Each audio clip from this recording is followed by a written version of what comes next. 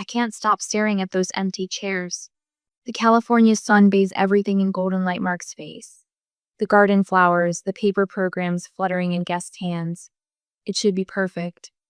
But my eyes keep darting to the front row where two vacant seats mock me with their emptiness. The handwritten reserved for parents of the bride. Signs flutter in the gentle breeze, drawing more attention to their absence than their presence ever could. Mark squeezes my hand, his eyes meeting mine with quiet understanding. He knows. We both do. They're not coming. The officiant's words fade to background noise as my mind spirals back to this morning. I checked my phone for the 100th Timino calls. No texts, no explanation, nothing but silence. The digital invitation showed red 3 weeks ago. The mailed copy had confirmed delivery. They knew exactly when and where to be. Jessica? The officiant's gentle prompt pulls me back. Right. My vows. I force a smile, determined not to let their absence poison this moment. I do, I say, my voice steadier than I feel. Mark's warm eyes anchor me as he says his own. I do. His thumb traces small circles on my hander. Private code for, I'm here, I've got you. The memory of my mother's reaction to our engagement floods back uninvited. Are you sure? She'd asked, her eyes skimming my body. You should lose weight before trying on wedding dresses. No congratulations, no excitement. Just criticism wrapped in concern, her specialty. My father had barely looked up from his newspaper. Was all he offered before asking if Lauren had called that week. Lauren, my sister, the golden child. The memory shifts to my childhood bedroom, 11-year-old me clutching a straight-A report card. Good job, Dad had said distantly before returning to his laptop. 2 weeks later, Lauren's BGO1 art project warranted a celebration dinner and prominent display on the living room wall. Then came my MIT acceptance letter. Mom casually placed it on the refrigerator with a fruit-shaped magnet. Mentioned it once to Aunt Susan on the phone. When Lauren got into fashion school 3 years later, they threw a party complete with catered food and hired photographers. The pattern never changed. My senior engineering promotion earned a quick congratulations text. Lauren's first fashion contract? A $15,000 celebration bash with family flying in from across the country. You may kiss the bride. Merck's lips meet mine. And for a moment, I forget about those empty chairs. The small crowd of friends and chosen family applauds. We make our way down the aisle, husband and wife. At the reception, Aunt Susan approaches while Mark gets his drinks. Her eyes hold a mixture of anger and sympathy. They told me they never received a formal invitation, she says, her voice tight. My stomach drops. What? She pulls out her phone, shows me a text from my mother timestamped this morning. So sorry we can't make it to Jessica's wedding. Never got the formal invitation. Send our love. My hands shake as I hold Susan's phone. The deliberate lie lands like a slap. They knew. They just chose not to come. They know damn well they got an invitation, Susan says. I was there when your mother opened it. Mark returns, immediately sensing my distress. His arm slides protectively around my waist. Susan looks between us, her expression softening. Your parents have always favored Lauren. We all saw it, Jess. The words I've known my entire life but never heard spoken aloud hang in the air. I always thought if I achieved enough, they'd finally see me. My voice sounds small, even to my own ears. Mark's voice is steady with quiet fury. They don't deserve you, Jess. I feel tears threatening, but I refuse to let them fall. This is supposed to be the happiest day of my life, I whisper. And then something shifts inside me. A lifetime of seeking approval from people incapable of giving it suddenly seems absurd. I straighten my shoulders, look around at the people who did show up, friends who traveled across the country, colleagues who rearranged important meetings, extended family who chose me over obligation. And you know what? I say, my voice growing stronger. It still is, because I'm starting my own family, no one, where I'm actually valued. The weight of 33 years of trying to be good enough for people who would never see me begins to lift. I take Mark's hand, feeling the new ring on his finger. For the first time in my life, I'm not reaching for something just beyond my grasp. I'm holding it right here in my hand. What would you do if your parents deliberately missed the most important day of your life? As Jessica watches her wedding video weeks later, she'll discover something that changes everything. Stay with me to see how a family's mask finally slips, revealing decades of painful truth. My coffee grows cold as I stare at my phone, fingers frozen above the screen. Mark's weight shifts on the couch beside me, his shoulder pressing against mine as he leans in. "What is it?" he asks. I wordlessly turn my phone toward him, a notification from my cousin Rachel. "Did you see Lauren's Instagram?" 6 months have passed since my wedding day. 6 months since those empty chairs. 6 months of building a life where I'm more than an afterthought. Until now. "Let's just look," Mark says, his voice steady. "Whatever it is, we'll handle it together." I nod, open Instagram, and type Lauren's username. Her latest post loads a close-up of her left hand, a diamond ring catching the light. It's enormous, at least 3 carats. Behind her hand, our parents beam with pride. Mom's arm around Lauren's shoulders, Dad's hand clapping her fiancé on the back. The caption hits like a physical blow. "So blessed to have parents who support me unconditionally. 8 months with Ryan and now forever to go." 8 months, Mark says flatly. They've been dating 8 months. I swallow hard. We'd been together 4 years when we got engaged. Mark's jaw tightens. He doesn't need to say what we're both thinking. I scroll down. More photos. Mom and Lauren touring a ballroom with crystal chandeliers. Dad inspecting manicured gardens at what looks like a country club. My mother's Facebook page is next to status update from yesterday. "Just put down a $75,000 deposit on the perfect venue for Lauren's special day. Planning begins now." My throat tightens. They couldn't even show up for my wedding, but they're spending $75,000 on hers? Mark sets his mug down with deliberate care.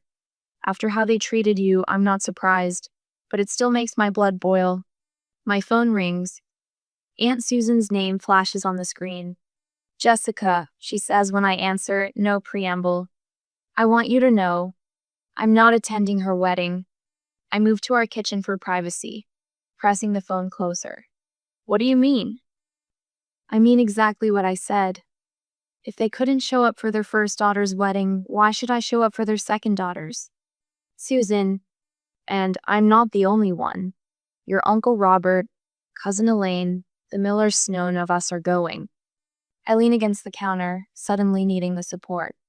"I don't want family to choose sides." "We're not choosing sides," Susan says, her voice firm. "We're acknowledging the truth. What your parents did was unforgivable, and now they're flaunting their favoritism like it's something to be proud of." After we hang up, I stand in the kitchen, my mind racing. Mark appears in the doorway, concern etched across his face. My phone buzzes with a text. "Lauren, why are you turning family against us?" The message is followed by a screenshot of a family group chat. Aunt Ruth asking my mother how she could miss my wedding but spend a fortune on Lauren's. Uncle Robert questioning if they understand what message they're sending. Cousin Elaine stating outright that she won't attend Lauren's wedding out of respect for me. A second text from Lauren follows. "You're ruining what should be the happiest time of my life." My hands tremble, that familiar guilt rising like an old friend. How many times had I stepped back, stayed quiet, made myself smaller to avoid being accused of overshadowing my sister? Mark reads the messages over my shoulder. "She's trying to make you responsible for your parents' actions." I take a deep breath, set my phone down without responding. In my home office, I pull out a leather-bound journal from my desk drawer.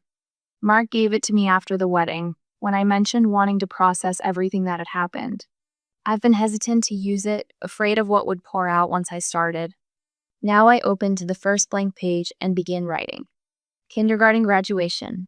Lauren had a cold, so no one came to see me get my certificate. 8th grade science fair. First place, parents left early for Lauren's dance competition.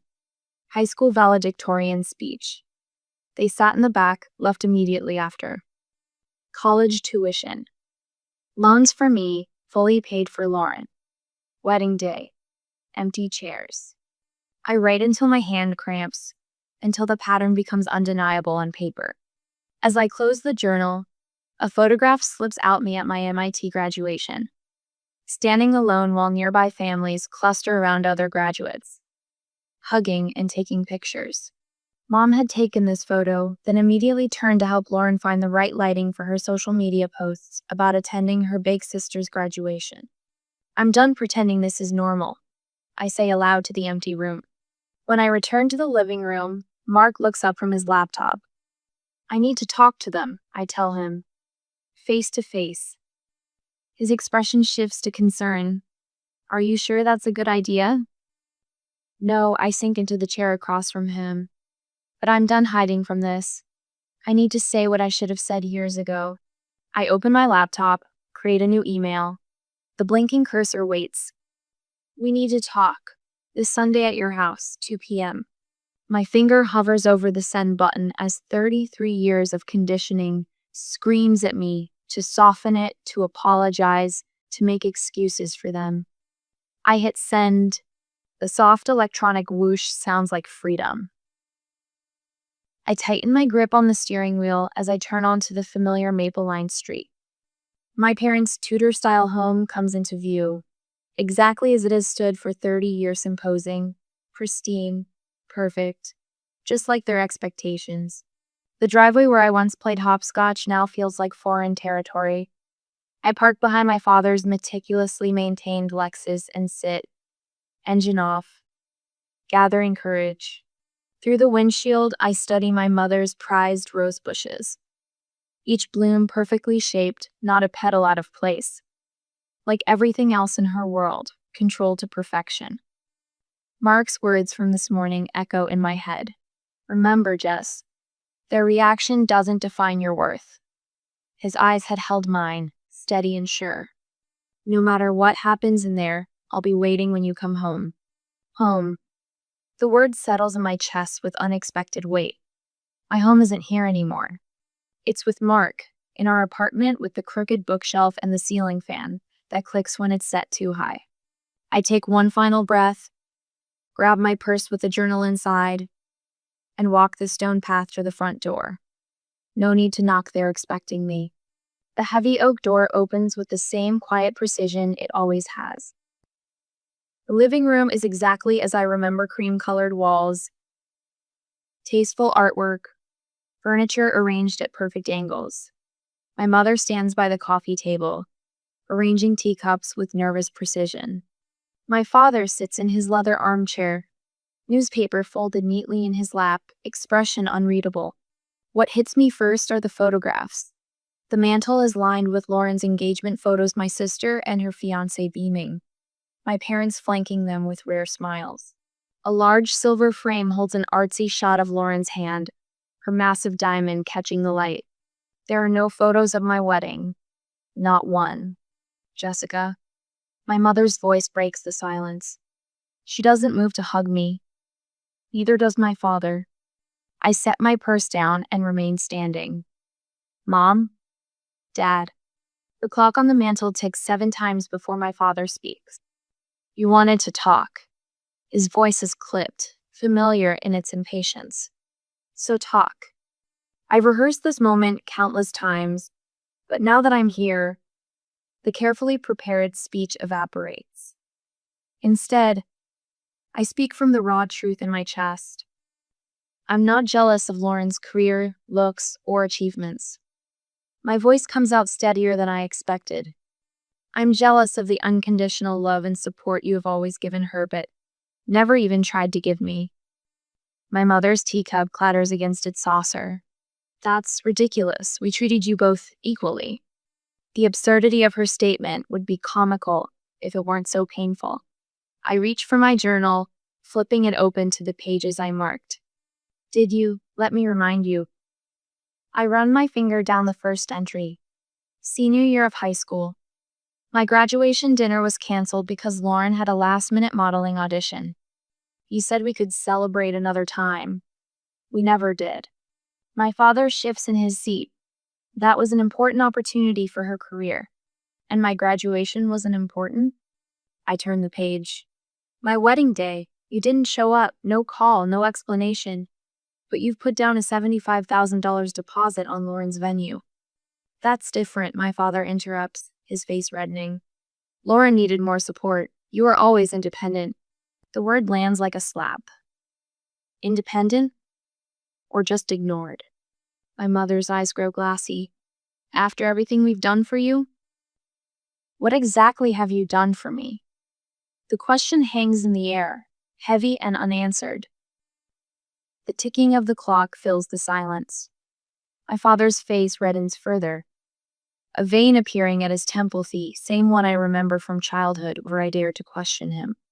We put a roof over your head, he finally says. Fed you. Clothed you. I nod slowly. That's not parenting. That's the legal minimum. My mother's tearful expression hardens. You're being dramatic. Playing the victim. Something clicks into place inside me. I'm finally acknowledging I was one. I stand taller, shoulders back. I needed parents who showed up, who celebrated my achievements, who made me feel valued. If you came here just to attack us, my father begins, moving to stand. I came here to give you one chance to acknowledge what you've done.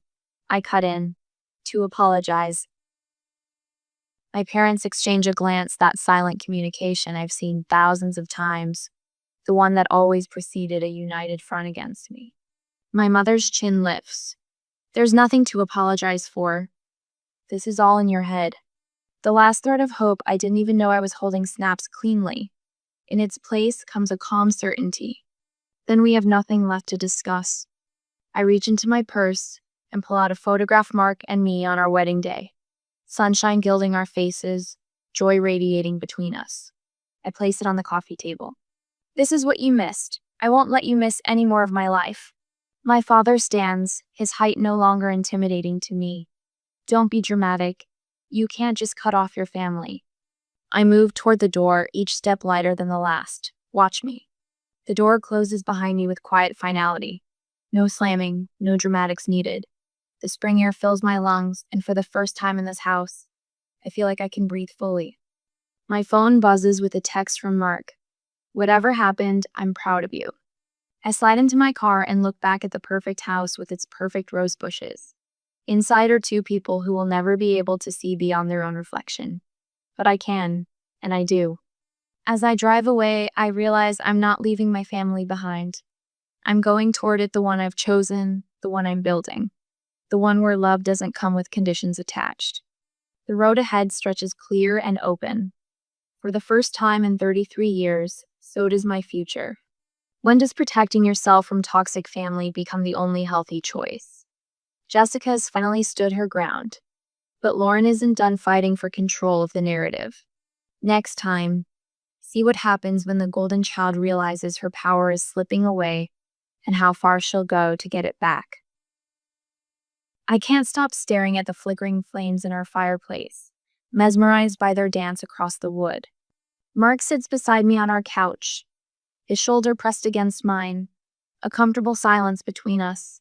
2 weeks have passed since I stood in my parents' immaculate living room and finally spoke the truth that had been lodged in my throat for 33 years. The quiet evening wraps around us like a warm blanket. I've stopped checking my phone constantly, no longer expecting or even wanting messages from my parents or Lauren. For the first time in my life, I feel the absence of that familiar knot in my stomach when thinking about my family. The sharp ping of Mark's phone cuts through our peace. He pulls it from his pocket, and I watch his expression shift, brows drawing together, jaw tightening. It's from Lauren, he says, tilting the screen so I can see. My stomach instantly reknots itself. A long message fills his screen, and my sister's name at the top feels like an intrusion into our sanctuary. Mark's voice remains steady as he reads aloud. As Jessica's sister and someone who deeply cares about her family, I feel obligated to reach out. He pauses, glancing at me before continuing. Family dynamics are complex. and someone as sensitive as Jessica may not fully grasp the bigger picture. My hands begin to tremble, not with anxiety, but with anger. The audacity of her worst, the calculated manipulation wrapped in false concern is so transparent it's almost laughable. Mark continues reading. Maintaining a good relationship with a successful family like ours could be beneficial for your future. She's trying to turn you against me, I say, my voice sharper than intended. The realization is like a splash of cold water. Of course, Lauren wouldn't confront me directly. She's going after Mark, trying to isolate me by attacking my strongest relationship. Mark sets his phone on the coffee table and takes my hands in his. She clearly doesn't know me very well if she thought this would work. His eyes, warm and steady, meet mine. Want to craft a response together? I nod, grateful for his immediate alliance. No questioning, no doubt, just unwavering support. Mark picks up his phone again, and we huddle together over the screen. His fingers hover above the keyboard as we discuss each sentence, each word. This isn't just a reply. It's a declaration of where we stand. How about this? Mark begins typing deliberately. Thank you for your concern about Jessica's well-being. As her husband, I focus on supporting her happiness, not managing her behavior. If you have concerns, please direct them to Jessica directly. Have a nice day. I watch the words appear over his shoulder, a smile forming on my lips. It's perfect, I say. Short, respectful, and completely shuts her down. Mark's finger hovers over the send button. He looks at me, one eyebrow raised in question. I nod, and he presses send.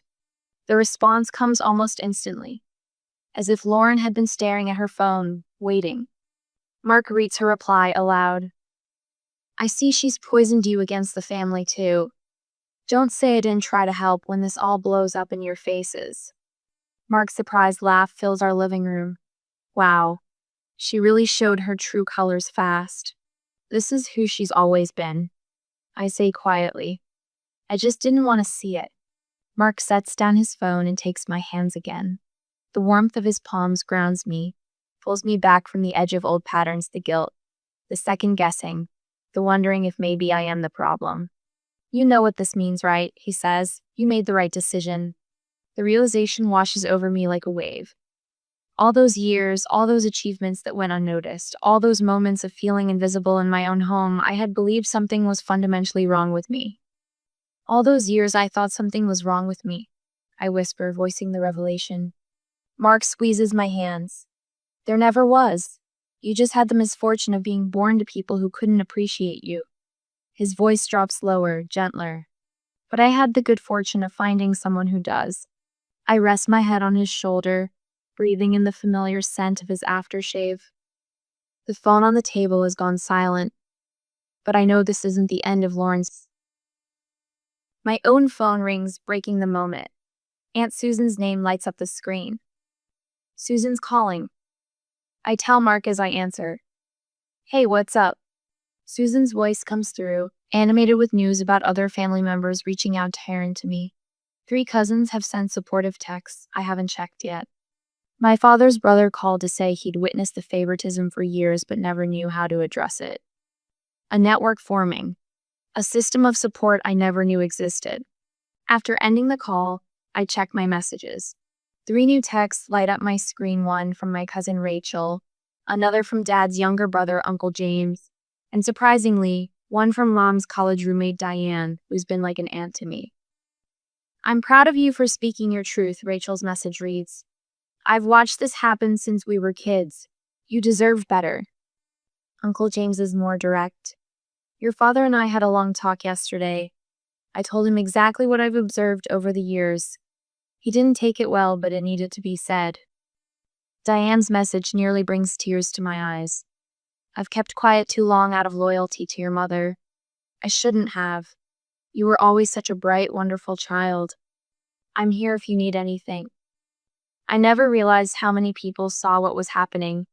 I say, my voice tinged with wonder as I show the messages to Mark. He wraps an arm around my shoulders. Sometimes it takes standing up for yourself for others to feel brave enough to stand with you.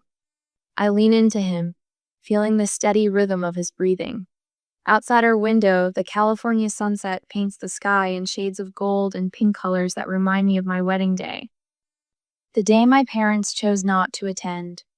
The day that should have broken me but instead began to set me free. For the first time, I feel no ache when thinking of those empty chairs. What happens when the golden child's manipulation fails and the family facade begins to crumble? Lauren and her parents are about to discover that their carefully constructed image isn't as solid as they thought. In our next chapter, watch as Jessica finds her voice and a whole new definition of family. What would you do if you were Jessica? Share your thoughts in the comments. I can't stop staring at the empty chairs in Lauren's bridal shower photos. More wine? Mark asks, peering at my shoulder with the bottle. Our dining room hums with conversation as friends and family mingle around us. 3 months have passed since I walked out of my parents' house, and tonight our home feels like exactly what it is, a sanctuary built on genuine connection. Yes, please. I tear my eyes away from Susan's phone screen where Lauren's bridal shower is on full display. The image is picture perfect. Elegant floral arrangements, champagne flutes, expensive catering. But what catches my eye are the gaps, conspicuous empty spaces around a table meant to seat 30. Susan follows my gaze, her mouth twisting knowingly. The official excuse was food poisoning for half the family. Simultaneously, Rachel, my cousin, leans in. Half the family declined their invitations. Aunt Meredith, Uncle Jim, Grandma Jenkins, they all sent regrets. Her voice drops. Even people who never miss a family function. The revelation settles in my chest, not with the vindictive satisfaction I might have expected, but something quieter. Something like peace. What goes around comes around, I guess, Mark says, but there's no malice in his tone. Susan locks her phone and sets it face down. Your parents are in damage control mode. Your mother called me twice last week trying to explain away what happened at your wedding. She takes a long sip of wine. Something about a miscommunication with their driver. Then it was an emergency with your father's blood pressure. By the third version, it was apparently your fault for changing venues without telling them. I nearly choke on my wine. We got married exactly where we said we would. We all know that, Susan says. But they're desperate. The story isn't working anymore. The golden hour sun streams through our windows, catching the edges of photo frames on our mantle snapshots of our wedding, our friends, our chosen family. Not a single photo of my parents or Lauren. Grandma finally spoke up, Rachel adds, her voice carrying a note of awe. At the last family dinner, when your mom tried to explain your misunderstanding, Grandma just said, I've watched how you've treated that girl for 30 years, Catherine. Don't insult my intelligence now. The image of my grandmother, always quiet, always proper, standing up to my mother, sends a warm current through me. They can't understand why everyone is suddenly turning against them, Susan says, shaking her head. I trace the rim of my glass with my fingertip. It's not sudden, it's just finally visible. Later, after dinner plates have been cleared and coffee served, conversation turns to Lauren's wedding plans. The $75,000 venue now seems like a desperate attempt to fill space with opulence. Her latest posts are getting frantic, Rachel says, scrolling through her phone. She's offering +1s to distant cousins who already declined, even bribing people with upgraded accommodations. What do her posts say? Mark asks, genuinely curious. Rachel clears her throat dramatically. So disappointed by so-called family who are letting petty jealousy ruin what should be the happiest day of my life. True colors always show eventually. I feel nothing but a distant pity. The sister who once held such power over my emotional state now seems small and transparent. Living well really is the best revenge, Mark says, his arm warm around my shoulders. I lean into him. It's not even revenge. That would mean I still care enough to want to hurt them. The next morning finds me in our small garden. The spring air carries the scent of damp earth as I dig holes for the seedlings lined up in their plastic trays. Back in Connecticut, My mother tends her prized rose bushes with surgical precision, beautiful but cold, every thorn carefully maintained. My plants are different. Wildflowers, herbs, vegetables all mingled together in cheerful disorder. I paused to wipe soil from my hands, glancing at my therapy journal resting on the nearby bench. Its pages chart my journey, not in the careful penmanship of my childhood journals, but in messy, honest scrawls of breakthrough and growth. My phone buzzes. A text from my cousin Emma, barely 20 and struggling with her own overbearing parents. Can I call you for advice? Mom's being impossible about my apartment search. I send back an immediate yes. A year ago, I would have hesitated, afraid of becoming entangled in family drama. Now I understand sometimes the strongest people need permission to stand in their truth. When my phone buzzes again, it's Rachel sending Lauren's wedding photos from yesterday. The exclusive venue looks cavernous around the small cluster of guests. My parents stand rigidly in formal attire, their smiles fixed like porcelain masks. The kind of smiles that have graced 1,000 family photos, hiding 1,000 uncomfortable truths. I look at them for exactly 30 seconds before putting my phone away. Their problems aren't mine anymore. And that feels wonderful. What about this one? Mark asks, pulling up a listing on his tablet.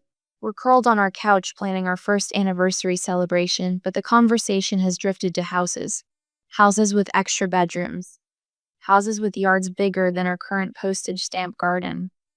I like the oak tree in the backyard, I say, studying the photos. It looks established, like it has deep roots. Like us, he says simply. Around us, our apartment glows with the warm light of evening. Photos of our actual family, the people who show up, who celebrate genuinely, who love without conditions line our walls.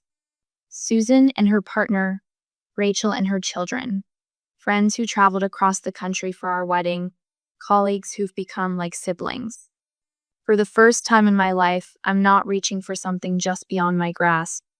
I'm holding it right here in my hands. What does true freedom from toxic family actually look like? As I build this new life free from manipulation and comparison, I'm discovering my peace isn't forgiveness or reconciliation, it's indifference. The quiet power of no longer needing them to see my worth. I slip my hand into Mark's. I think that house might be the one. We both know we're talking about more than real estate. I stand by our living room window, watching golden California lights spill across our garden. The view still catches me off guard sometimes, this beautiful home that Mark and I chose together, with its warm wood floors and windows that invite sunshine to dance across the walls. 1 year after that confrontation in my parents' living room, 1 year of breathing freely, I glanced down at the plastic stick in my hand, the 2 pink lines unmistakable. My hand instinctively moves to my still flat stomach, and for a moment, old fears rush in. Will I be like them? Will I somehow fail my child the way they failed me? But the panic subsides as quickly as it rose. I catch my reflection in the window glass, seeing not uncertainty but quiet determination in my eyes. I used to worry I'd be like my parents. I whisper to my reflection, to the life growing inside me. Now I know exactly what kind of parent I won't be. Mark's arms slide around my waist, his chin resting on my shoulder as he looks at the test in my hand. Are you ready to tell everyone? He asks, his voice warm against my ear. I nod, turning in his embrace. More than ready. Aunt Susan's laugh carries across our backyard as she pulls a tray of my grandmother's cinnamon rolls from the oven. The familiar scent fills our kitchen, not perfectly executed like my mother's precise baking, but comfortingly imperfect, with slightly uneven frosting and an extra dash of cinnamon. Your grandmother would be so proud, Susan says, setting the tray on our table. Not just of these, she gestures to the rolls, but of you, Jessica. I swallow past the sudden tightness in my throat. My cousins Rachel and David chat with Mark near the grill, while friends from work arrange platters of fruit on the patio table.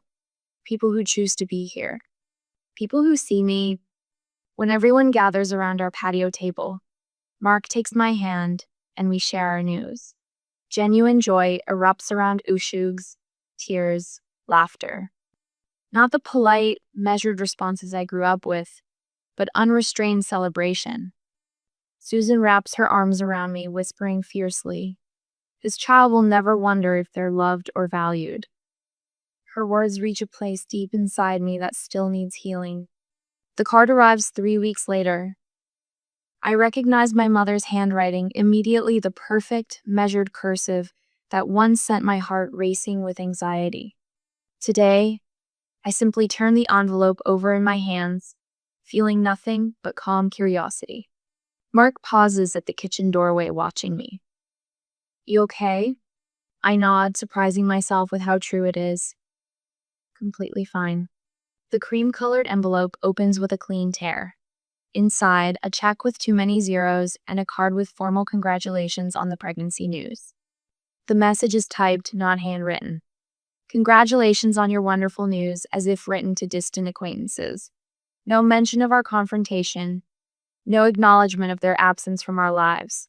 Just a transaction, as if money could bridge what words and presence never did. "What do you want to do with it?" Mark asks, his voice careful. I study the check for a moment, remembering all the times money substituted for attention, the expensive birthday gifts that arrived without my parents, the college tuition paid without campus visits. "I'm returning it," I say, pulling out a notepad. My handwriting flows steadily as I write, "We don't need your money, just wanted you to know you'll be grandparents." I seal it in a fresh envelope, address it with steady hands. No anger fuels my words. No bitterness shapes them. Just facts and boundaries. The auditorium lights are bright as I accept the Harriman Award for Innovation. Hundreds of colleagues rise for a standing ovation, their applause washing over me in waves. As I look out at the sea of faces, I realize I'm not thinking about my parents at all. No, "I'll show them," vengeance drives me. This moment belongs solely to Meadow, the work I've done, the problems I've solved, the team I've led. When I find Mark's face in the crowd, his pride is transparent, unconditional, so different from the measured approval I chased for decades.